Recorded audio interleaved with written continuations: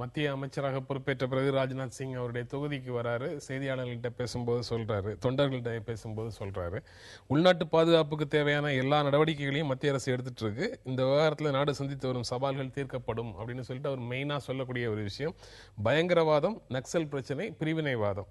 இந்த மூன்றையும் ஒடுக்குவதற்கு ஒரு ஒருங்கிணைந்த திட்டம் உருவாக்கப்படும் அப்படின்னு சொல்லியிருக்கிறதாக இன்றைய செய்திகளில் சொல்லுது.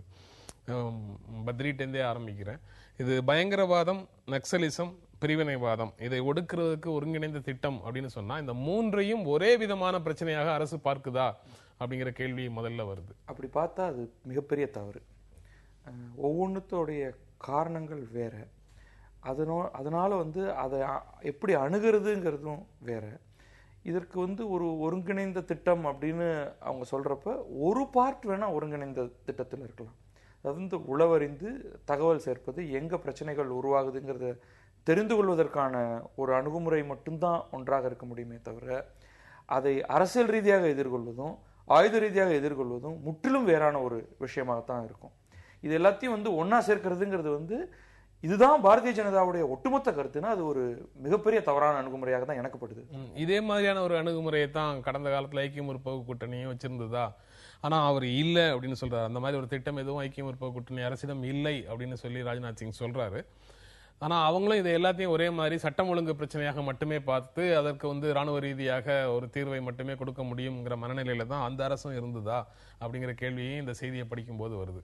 இல்லை, இந்த விஷயங்கள் எல்லாமே பாதி பிரச்சனை என்னன்னு பார்த்தீங்கன்னா இதெல்லாம் நமக்கு இந்த அரசியல் கட்சிகள் தான் மாறுறாங்க ஆட்சியில்.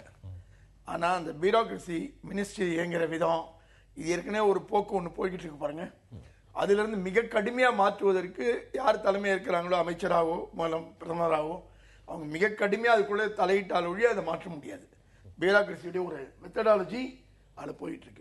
ஏற்கனவே இந்தியாவில் அந்த பியூரோக்ரசி இந்த விஷயங்கள் எப்படி அணுகுதுங்கிறதுக்கு ஹோம் மினிஸ்ட்ரிக்கு ஒரு அணுகுமுறை இருந்துகிட்டே இருக்கு.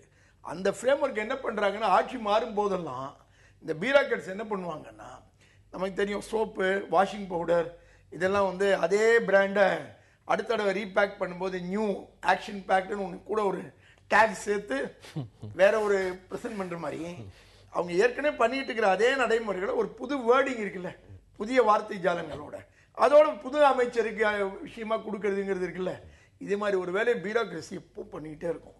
அதில் ஒரு எக்ஸசைஸ் மட்டும்தான் நான் இதை பார்க்குறேன் திரும்பவும். அதை தாண்டி அவங்க பியூரோக்ரஸியுடைய அப்ரோச் இந்த இஷ்யூஸில் எனக்கு பெரிய அளவில் மாறினதா தெரியல. இப்போ நீங்கள் ஜார்க்கண்ட் இந்த பகுதியெல்லாம் மாவோயிஸ்டுகள் பிரச்சனையை பற்றி வரும்போதெல்லாம் இதுக்கு முன்னே என்ன இருந்தாங்க, நீங்க பேசும்போது அத மாவோயிஸ்ட் பிரச்சனைன்னு சொல்றீங்க. அங்க நீங்க மாவோயிஸ்ட் பிரச்சனைன்னு சொல்றீங்க.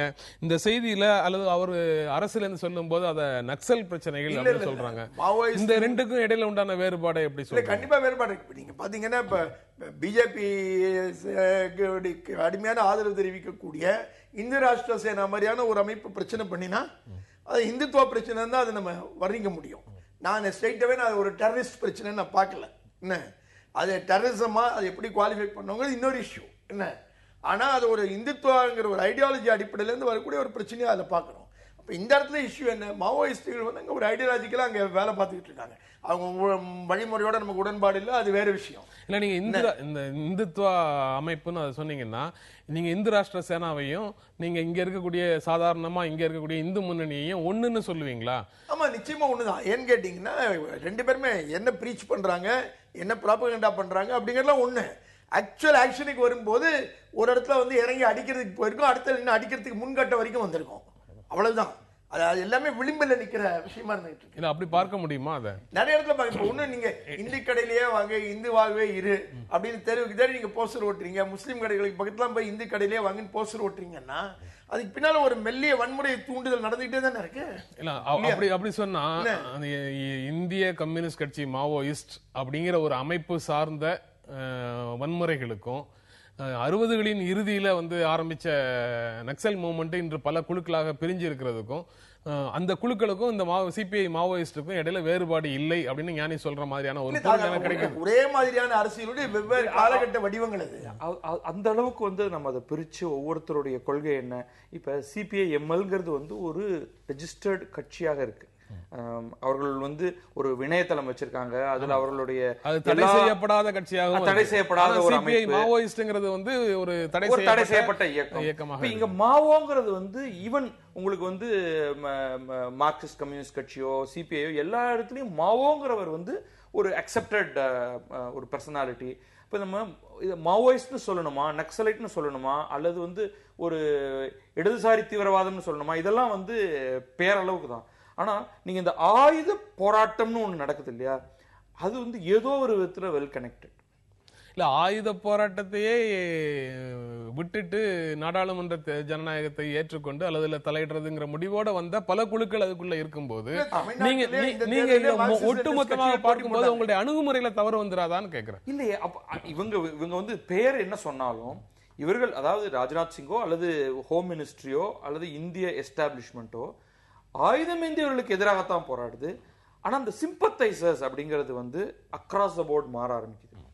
உங்களுக்கு வந்து இந்த சிம்பத்தி இருக்கிறது வந்து பல்வேறு இடங்கள்ல இருக்கக்கூடிய பேராசிரியர்கள்லேருந்து ஆரம்பித்து இந்த ஆயுத குழுக்களோடையும் ஆயுதம் தாங்காத அதே மனநிலையை கொண்ட குழுக்களோடையும் ஒரு சிம்பத்தி ஒரு கனெக்ஷன் ஒன்று இருந்துகிட்டு இருக்கு.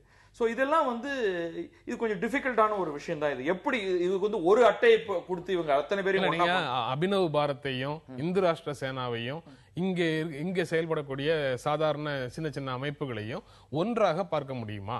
அது இந்துத்துவ பார்வைங்கிறதுல இருக்கு. இப்ப வந்து இப்ப ஞானி வந்து ஹோம் மினிஸ்டரா இருக்காருன்னு வச்சுக்கங்க, இவர்கள் அத்தனை பேரையும் அவர் ஒன்னாதான் பார்த்து ஒரே பெயிண்ட் தான் அடிக்க போறாரு. இல்ல பாக்கல, நான் அதான் திரும்ப சொல்ல வரேன். நான் அந்த வெவ்வேறு லெவல பாக்குறேன். சில பேர் வன்முறைக்கான விளிம்பில் இருந்துகிட்டு இருக்காங்க. சில பேர் வன்முறையை தூண்டுவது மட்டும்தான் என் வேலை, நான் நேரடியாக ஈடுபடுவது என் வேலை இல்லை அப்படின்னு இருக்காங்க. சில பேர் நேரடி வன்முறையில் ஈடுபடுறது மட்டும்தான் எங்க வேலை, நாங்கள் பிரச்சாரத்து ஏரியாக்குள்ளே வரமாட்டோம்னு இருக்காங்க. இப்படி இந்த அமைப்புகள்லாம் ஒரே சித்தாந்தத்தோட ஆனா வெவ்வேறு நடைமுறைகளை பின்பற்றக்கூடியவர்களா இருக்காங்க. ஆனால் இவங்களை பார்க்கும்போது சித்தாந்த ரீதியா ஒன்னாதான் பார்க்க முடியும். ஆனா நடைமுறையில ஆக்ஷன் பேஸா தான் நீங்க பதில் நடவடிக்கை எடுக்க போறீங்கன்னா எடுத்த நடவடிக்கை என்னவோ அதுக்கு எதிர்வினையாளர்கள் தான் எடுக்க முடியும். நீங்க சொல்ற மாதிரி அவங்க வந்து பயங்கரவாதம், பிரிவினைவாதம், நக்சலிசம் அப்படின்னு சொல்லி எல்லாத்துக்கும் சேர்த்து ஒருங்கிணைந்த ஒரு திட்டம் அப்படின்னு சொல்றது ரொம்ப தெளிவா பதில் சொன்னார். அதுல ஒன்றும் எந்த சந்தேகம் இல்லை. ஏன்னா பயங்கரவாதத்துக்கு பின்னால என்ன மாதிரியான பயங்கரவாதம், மதம் சார்ந்த பயங்கரவாதமா, ஜாதி சார்ந்த பயங்கரவாதமா, அல்லது அரசியல் கொள்கை சார்ந்த பயங்கரவாதம் என்பதே வேறுபட்டு போயிடுது எல்லாமே. பிரிவினைவாதத்தை எடுத்தீங்கன்னா ஏன் பிரிவினைவாதம்ங்கிற அம்சம் எங்க இருந்து வருது? ஒரு பகுதி வந்து ஒரு பகுதியிலிருந்து பிரிஞ்சு போகணும்னு, இந்த நாட்டை விட்டு பிரிஞ்சு போகணும்னு நினைக்கிறாங்கன்னா அதுக்கு தூண்டக்கூடிய காரணங்கள் என்ன? அதை யார் முன்னோக்கி நகர்த்தினது? அந்த காரணங்களை இப்போ மொழியே எடுத்துங்க. மிக அண்மையில மொழி திரும்ப ஒரு பிரச்சனை ஆகக்கூடிய வாய்ப்பு தென்னாட்டை பொறுத்த மட்டும் உருவாகிட்டே இருக்கு. அப்ப பிரிவினைவாதத்துக்கு யார் இந்த இடத்துல வித்திடுறாங்க? அப்ப அது பயங்கரவாதத்தை வந்து வேறுபட்டதா இருக்கு. நீங்க பாத்தீங்கன்னா இப்படி ஒவ்வொன்றும் வேறுபட்ட அம்சங்கள், வேறுபட்ட காரணங்கள் நம்ம பார்த்து. அது மட்டும் இல்லை, ஈவன் அவங்களுடைய அப்ரோச், இப்ப பயங்கரவாதத்தோடைய அப்ரோச் வந்து ஒரு பெரிய மாற்றத்தை ஏற்படுத்திட முடியாதுன்னு அவங்களுக்கு நல்லாவே தெரிஞ்சிருக்கு. அதனால உங்களுக்கு வந்து தொடர்ந்து உங்களை டெரரைஸ் பண்ணிட்டு இருக்கணும். ஸோ எங்கேயாவது போய் ஒரு இடத்துல ஒரு குண்டு வெடிக்கிறது, ரேண்டம் ஆக்ட்ஸ் ஆஃப் வயலன்ஸ். இதுக்கு வந்து ஒரு வீக்கஸ்ட் பாயிண்ட் என்ன? அந்த இடத்துல போய் ஒரு அடி, அது வந்து பெரிதாக பேசப்படணும். அங்க இருக்கிற மக்களுக்கு வந்து ஒரு பயமுறுத்தலும் ஒரு பீதியையும் ஏற்படுத்திக்கிட்டே இருக்கணும். ஆனா மற்ற இரண்டுக்கும் ஒரு தெளிவான ஒரு அரசியல் பின்னணி இருக்கு. இப்ப நீங்க இந்த பிரிவினைவாதத்தை எடுத்துட்டீங்கன்னா அவங்க வந்து இந்த வன்முறைங்கிறத வந்து ரொம்ப கடைசியா தான் எடுத்துட்டு வர பார்க்கிறாங்க. அவர்களை பொறுத்த வரைக்கும் அந்த ஒரு குறிப்பிட்ட பகுதி தனியாக பிரிந்து தன்னாட்சி அதிகாரம் கொண்டதாக ஆகணும். அது நீங்க முற்றிலும் வேற மாதிரியாக தான் நீங்க அவங்க கையில ஆயுதங்கள் வைத்திருந்தாலும் அவர்களோட அரசு தினம் பேசிக்கிட்டு இருக்கணும். ஆனா அது மாதிரி கிடையாது உங்களுக்கு. இந்த பயங்கரவாதமும் குண்டு வெடிப்புகளை நிகழ்த்துபவர்களோடையும் அது வேற மாதிரி ஹேண்டில் பண்ணணும். தொடர்ந்து பேசலாம் ஒரு இடைவேளைக்கு பிறகு.